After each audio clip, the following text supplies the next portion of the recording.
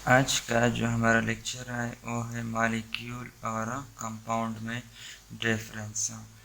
तो इस लेक्चर में हम मॉलिक्यूल और कंपाउंड के दरमियान जो डिफरेंस है इसको स्टडी करेंगे। मॉलिक्यूल क्या है और कंपाउंड क्या है। तो मॉलिक्यूल और कंपाउंड के डिफरेंस को देखें। मॉलिक्यूल की सिंपल डेफिनेशन है कि जब दो या दो से ज़्यादा एटम्स केमिकली कंबाइन हो जाए तो ये हमारे पास एक मॉलिक्यूल बनाता है। और इसका दूसरा जो डेफिनेशन है कि ये हमारे पास स्मॉलेस्ट पार्टिकल ऑफ मैटर है जो कि नेचर में फ्रीली एग्जिस्ट कर सकता है।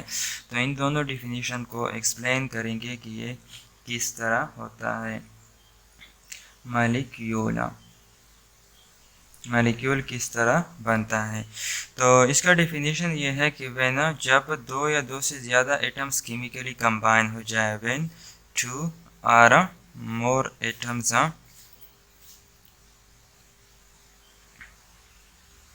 Combine chemically,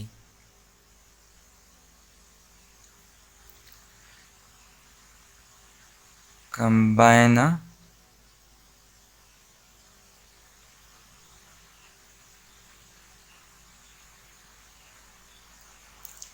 chemically to form a molecule। तो इसको हम मॉलिक्यूल कहेंगे। जब दो या दो से ज़्यादा एटम्स केमिकली कंबाइन हो जाए तो ये हमें एक मॉलिक्यूल देता है। अब मॉलिक्यूल की बहुत टाइप्स है, मोनो एटॉमिक मॉलिक्यूल और डायटॉमिक मॉलिक्यूल। डायटॉमिक मॉलिक्यूल्स के अपने टाइप्स हैं, होमोडायटॉमिक मॉलिक्यूल्स, हेटेरोडायटॉमिक मॉलिक्यूल्स, पॉलीडायटॉमिक, होमोडायटॉमिक मॉलिक्यूल्स और हेटेरोडायटॉमिक मॉलिक्यूल्स। इसके अलावा इसका फिर ट्राइटॉमिक मॉलिक्यूल्स और पॉलीटॉमिक मॉलिक्यूल्स, ये इनके टाइप्स हैं। लेकिन फिलहाल हम इसकी सिर्फ डेफिनेशन लिखते हैं। ये जो डेफिनेशन है कि जब दो या दो से ज़्यादा एटम्स केमिकली कंबाइन हो जाए, इसके एग्जांपल्स में अगर मैं आपको समझाऊँ, जब हाइड्रोजन और हाइड्रोजन दो एटम्स आपस में मिल जाए तो ये एक मॉलिक्यूल्स देता है। लेकिन ये किस टाइप का मॉलिक्यूल्स है ये अभी मैं बताऊंगा। जिस तरह क्लोरीन और क्लोरीन दोनों आपस में मिल जाए तो ये हमें एक मॉलिक्यूल देता है। लेकिन ये किस टाइप का है, ये होमोडायटॉमिक मॉलिक्यूल्स है। एक तो डायटॉमिक मॉलिक्यूल्स है, लेकिन डायटॉमिक मॉलिक्यूल्स में भी होमोडायटॉमिक मॉलिक्यूल्स है, क्योंकि दो सेम एटम्स आपस में मिले हैं और एक मॉलिक्यूल्स बनाया है, होमोडायटॉमिक मॉलिक्यूल। इसी तरह ये भी क्लोरीन भी इसका एग्जाम्पल है। लेकिन अगर कार्बन प्लस ऑक्सीजन मिल जाए तो हमें कार्बन मोनोऑक्साइड बनाता है जो कि ये भी एक मॉलिक्यूल है। इसी तरह आप नाइट्रोजन प्लस ऑक्सीजन को देख ले तो ये भी एक मॉलिक्यूल देता है, नाइट्रस ऑक्साइड। तो ये अब किस टाइप का मॉलिक्यूल है इसके बारे में हम लिखेंगे। ये हेटेरोडायटॉमिक मॉलिक्यूल्स है। एक तो डाई है क्योंकि दो एटम्स हैं, लेकिन अब डायटॉमिक मॉलिक्यूल में कौन सा वो है टाइप है, हेटेरोडाई एटॉमिक मॉलिक्यूल। क्यों है, क्योंकि दो मुख्तलिफ डाई एटॉमिक मॉलिक्यूल, क्योंकि दो डिफरेंट एटम्स आपस में कंबाइन हुए हैं और एक मॉलिक्यूल बना है। अब इसका जो दूसरा डेफिनेशन है कि ये क्या है, इसका दूसरा डेफिनेशन भी कर सकते हैं कि the smallest particle of matter. इसका दूसरा डेफिनेशन है कि the smallest particle of matter which exist independently in nature,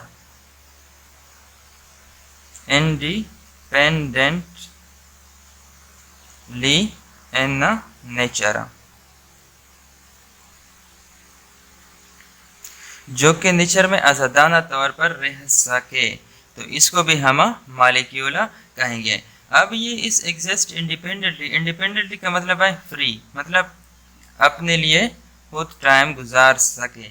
तो इसमें हमारे पास नोबल गैसेस आते हैं। नोबल गैसेस क्या है, नोबल गैसेस हमारे पास मॉलिक्यूल है, लेकिन मॉलिक्यूल में कौन से मॉलिक्यूल है? मॉलिक्यूल में मोनो एटॉमिक मॉलिक्यूल्स हैं। नोबल गैसेस हीलियम, जैसे हीलियम है, नियान है, आर्गन है, क्रिप्टॉन है, जीनान है, रेडान है। तो ये हमारे पास मॉलिक्यूल है। बिल्कुल। हेलियम के बारे में अगर कोई आपसे पूछे कि हेलियम मॉलिक्यूल है या नहीं, तो हेलियम बिल्कुल मॉलिक्यूल है, लेकिन मॉलिक्यूल में कौन सा मॉलिक्यूल है? मोनो एटॉमिक मॉलिक्यूल है, क्योंकि ये सिर्फ एक ही एटम पर मुश्तमिल है, मोनो एटॉमिक मॉलिक्यूल। इसलिए हम मॉलिक्यूल की दो डिफिनीशन करते हैं, मोनो एटॉमिक मॉलिक्यूल। तो ये जो दूसरा डिफिनीशन है कि ये स्मॉलेस्ट पार्टिकल ऑफ मैटर है, जो कि नेचर में आज़ादान तौर पर रख सकता है।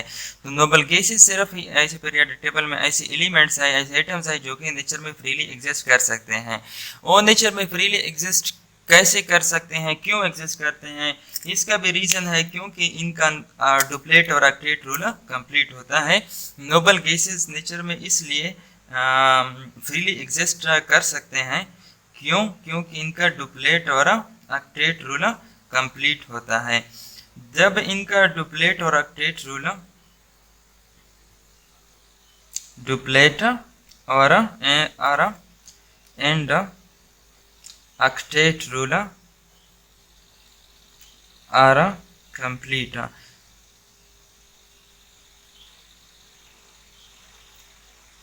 अब डुप्लेट से हमारी क्या मुराद है और ऑक्टेट से हमारी क्या मुराद है, ये मैं समझाऊंगा कि डुप्लेट का क्या मतलब है और ऑक्टेट का क्या मतलब है। डुप्लेट का मतलब यह है कि इसके आउटरमोस्ट शेल में 2 इलेक्ट्रॉन होने चाहिए। 2 इलेक्ट्रॉन मतलब इसके आउटरमोस्ट शेल में मस्ट होने चाहिए।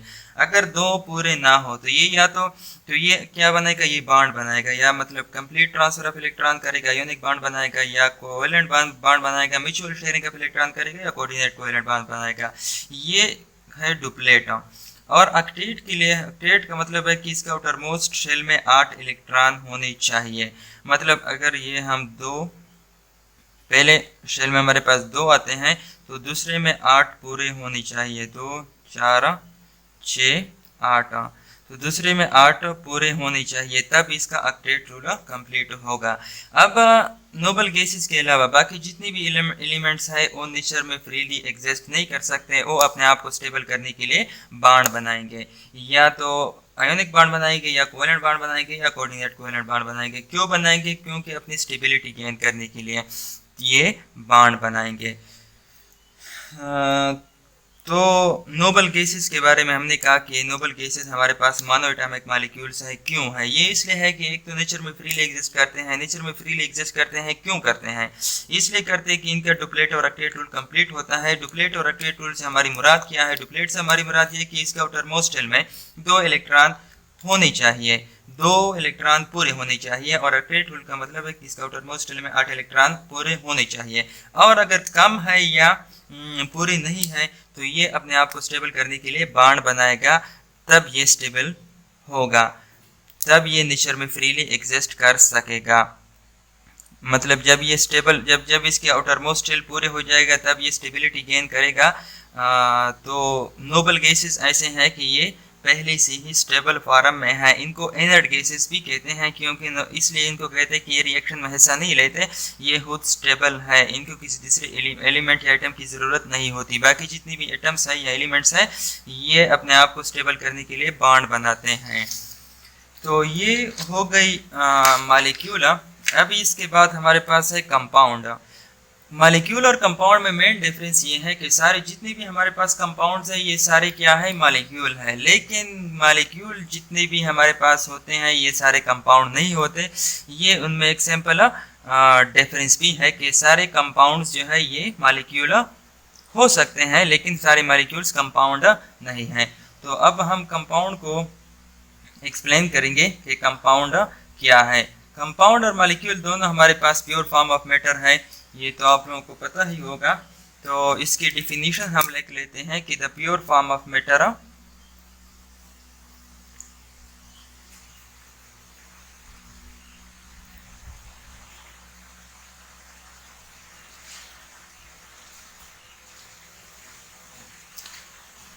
when two or more elements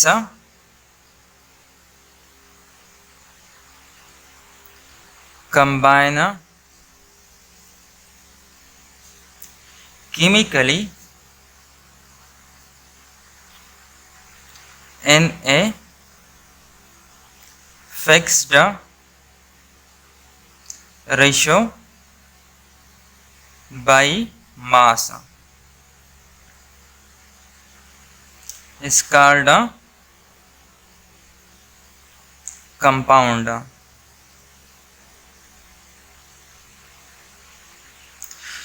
तो कंपाउंड क्या है? कंपाउंड हमारे पास प्योर फॉर्म ऑफ मैटर है जब दो या दो से ज्यादा एलिमेंट्स केमिकली कंबाइन हो जाए और इनका एक फिक्स रेशो हो तो इसको हम कंपाउंड कहते हैं। इस फिक्स रेशो से हमारी मुराद ये है कंपाउंड को हम किस चीज से रिप्रेजेंट करते हैं? केमिकल फार्मूला से। फॉर एग्जांपल मैं इनके कुछ एग्जांपल लिख लेता हूँ। केमिकल फार्मूला से हम इसको रिप्रेजेंट करते हैं कि कंपाउंड क्या है। Chemical formula for example H2SO4। H2SO4 किस चीज़ का फार्मूला है? सल्फ्यूरिक एसिड का। अब ये मैं बताऊंगा कि सल्फ्यूरिक एसिड कि ये जो हमने कहा है कि ये प्योर फॉर्म ऑफ मैटर है जब दो या दो से ज़्यादा एलिमेंट्स केमिकल कंबाइन हो जाए और उनका एक फिक्स रेशो होना चाहिए। इस फिक्स रेशो से हमारी मुराद यह है कि दो हाइड्रोजन, जिस तरह सल्फ्यूरिक एसिड की मैं बात कर रहा हूँ, दो हाइड्रोजन, एक सल्फर और 4 ऑक्सीजन जब मिल जाए तो इनकी एक फिक्स रेशो है, तब हमारे पास सल्फ्यूरिक एसिड बनेगा। अदरवाइज सल्फ्यूरिक एसिड नहीं बनेगा, कोई और चीज़ बन जाएगी। और हमारे पास कंपाउंड की ये है कि कंपाउंड हमारे पास इसकी एक डेफिनेट प्रॉपर्टीज होती हैं। मतलब ये भी इसका है कि जो फॉर एग्जांपल अगर मैं H2O की बात कर लूँ, H2 प्लस ऑक्सीजन, वाटर का मैं एक एग्जांपल ले देता हूँ, तो ये भी हमारे पास H2O देता है, कंपाउंड है। कंपाउंड की ये एक खासियत है कि ये जो हमें प्रोडक्ट देता है, जो कंपाउंड हमारे साथ बनता है, इसकी प्रॉपर्टीज़ मुख्तलिफ होती है इनके रिएक्टेंट से, जो कि मिक्सर में ऐसा नहीं होता। मिक्सर की अगर हम रिएक्टेंट और प्रोडक्ट को देख ले तो इनकी प्रॉपर्टीज सिमिलरिटीज आती हैं। इसके अलावा कंपाउंड हमारे पास होमोजीनियस मिक्सर होता है, इसको हम केमिकल फार्मूला के जरिए शो करते हैं। ये हमारे पास होमोजीनियस होता है, कंपाउंड हमारे पास होमोजीनियस होता है।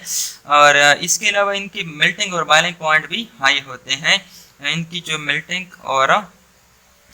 पॉइंट और जो बॉइलिंग पॉइंट होते हैं ये क्या होते हैं? ये हाई होते हैं। मेल्टिंग और बॉइलिंग पॉइंट भी इनके हाई होते हैं। ये होमोजीनियस होता है।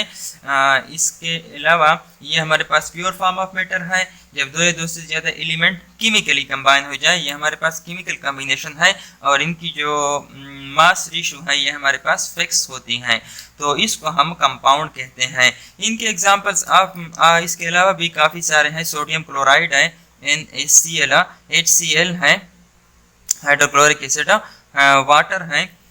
इसके अलावा भी काफ़ी सारे एग्जांपल्स है, तो इसको हम कंपाउंड कहते हैं। तो ये सिंपल मॉलिक्यूल और कंपाउंड की बीच डिफरेंस थी कि मॉलिक्यूल को हम कहते हैं कि जब दो या दो से ज़्यादा एटम्स केमिकली कंबाइन हो जाए तो इसको हम मॉलिक्यूल कहते हैं। या इसका एक दूसरा डिफिनीशन है कि ये हमारे पास स्मॉलेस्ट पार्टिकल ऑफ मैटर है जो कि नेचर में फ्रीली एग्जिस्ट कर सकता है। इसकी भी मैंने आप लोगों को डिटेल के साथ समझा दिया। इसके बाद हमारे पास है कई कंपाउंड क्या है। ये कंपाउंड हमारे पास प्योर फॉर्म ऑफ मैटर है जब दो या दो से ज्यादा एलिमेंट्स केमिकली कंबाइन हो जाए और इनकी जो मास रेशियो होती है ये फिक्स होती है, तो इसको हम कंपाउंड कहते हैं। कंपाउंड का केमिकल फार्मूला होता है, इसको हम केमिकल फार्मूला के जरिए लिखते हैं।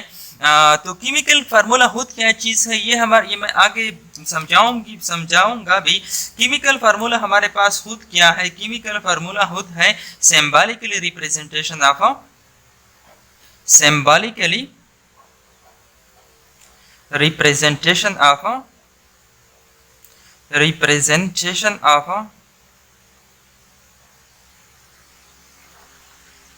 of molecules or atoms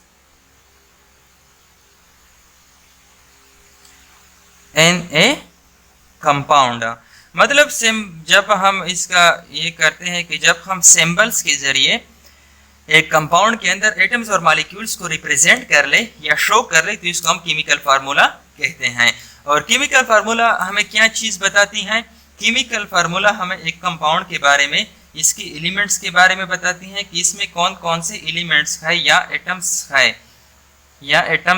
इसके अलावा इसकी कंपोजिशन के बारे में बताती हैं कि कंपोजिशन इसका किस तरह है, मतलब कौन से एटम्स है जो ये कंपाउंड्स हमारे पास बना हुआ है। इसके अलावा इसकी रेशो के बारे में बताती हैं कि ये जो एलिमेंट्स हमारे पास है इनकी रेशो क्या है। फॉर एग्जांपल अगर मैं H2SO4 का एक एग्जांपल ले लूँ, H2SO4 का मैं एग्जांपल ले लेता हूँ कि H2SO4 सल्फ्यूरिक एसिड, तो इसमें हमारे पास एलिमेंट्स क्या है। ये पहला पॉइंट जो मैंने कहा कि केमिकल फार्मूला हमें क्या क्या चीज़ें बताती हैं, तो ये हमें एलिमेंट्स के बारे में बताती हैं, जैसे हाइड्रोजन है, सल्फर है, ऑक्सीजन है, तो ये इस कंपाउंड में मौजूद है। इसके अलावा इसकी कंपोजिशन से हमारी मुराद ये है कि हमारे पास हाइड्रोजन, सल्फर और ऑक्सीजन मिलकर हमें एक सल्फ्यूरिक एसिड देगा। सल्फ्यूरिक एसिड देगा मतलब किस तरह देगा, इसके एक फिक्स रेशियो में है, मतलब 2:1:4 के साथ ये मिल जाए, 2 हाइड्रोजन, 1 सल्फर और 4 ऑक्सीजन मिल जाए, तब ही हमारे पास ये एक सल्फ्यूरिक एसिड बनेगा। तो ये जो मैंने कहा कि केमिकल फार्मूला हमें क्या चीज़ बताती है एक कंपाउंड के बारे में, एक इसके अंदर जो कंपोजिशन है, कंपोजिशन से हमारी मुराद है कि इसके अंदर एलिमेंट्स है या एटम्स है, कि कौन कौन से एलिमेंट्स है या एटम्स है, इनकी रेशो क्या है, ये बताती हैं। तो ये थोड़ा सा सिंपल सा डिफरेंस था कि मॉलिक्यूल और कंपाउंड के बीच डिफरेंस क्या है। उम्मीद करता हूँ कि इंशाल्लाह आप लोगों को इसकी समझ आएगी। नेक्स्ट जो लेक्चर है वो हमारा लेक्चर है मिक्सर के बारे में, कि मिक्सर क्या है और मिक्सर के टाइप्स क्या है। ये जो केमिकल फार्मूला है ये आगे इसका टाइप है, आगे इसका एक लेक्चर भी है कि केमिकल फार्मूला क्या है, मॉलिक्यूलर फार्मूला क्या है, एम्पिरिकल फार्मूला क्या है, तो इसको हम इंशाल्लाह नेक्स्ट लेक्चर में पढ़ेंगे। फिलहाल अभी तक सिर्फ हमने मॉलिक्यूल और कंपाउंड के बीच जो डिफरेंस था ये पढ़ लिया। उम्मीद करता हूँ कि इंशाल्लाह आप लोगों को इसकी समझ आएगी, समझ आई होगी। इसको आप 1-2 दफ़ा चेक कर ले, इंशाल्लाह इसमें कोई ऐसी मुश्किल चीज़ नहीं है। Thanks for the watching. अगर आप लोगों को मेरी ये जो यूट्यूब चैनल है पसंद आया हो, ये लेक्चर्स, ये वीडियो पसंद आई हो, तो प्लीज़ सब्सक्राइब कर ले और बेल आइकन प्रेस कर ले, ताकि नेक्स्ट जो मेरी वीडियो हो वो आप लोगों को पहले आ जाए। Thank you.